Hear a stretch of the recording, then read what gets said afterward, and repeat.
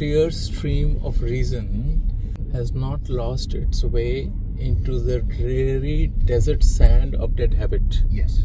So that means that where reasoning has not been lost, where we are able to see things for what they are instead of what our mind is conditioned to see, where the mind is led by thee into ever widening thought and action.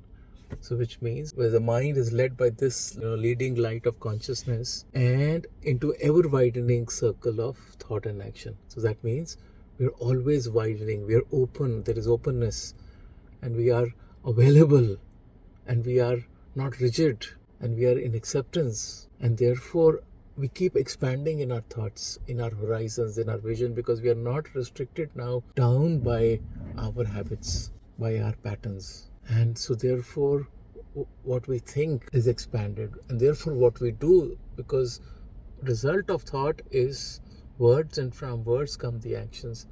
So our actions actually become expanded, and that's the whole idea. It's the evolutionary process of man. We move from a lower level of consciousness to a higher level of consciousness, and that's what is the expansion, and that's the true freedom. To that heaven of freedom, let my Father, let my country awake. And that is what we are praying to. Who's the Father? God. We're praying to God and saying that heaven of freedom, where there is an expansion of our thought, where we are not caught down, where there are no boundaries, where we are always be in a state of elevated levels of consciousness, where there is no attachments, where there is no fixation, where there is no greed, where there is no result, where there is no expectation of things going our way. That is the true freedom. Freedom is not getting an independent country or an independent state.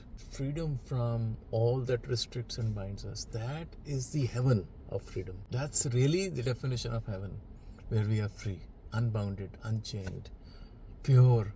Everything is coming from truth, where reasoning has not got politicized, has not got its own agenda.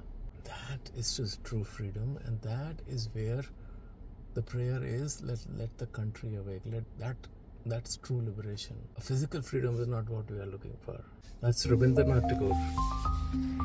The name of the poem? It's from a set of poems called the Gitanjali poem that he wrote, and this poem is called Let Freedom.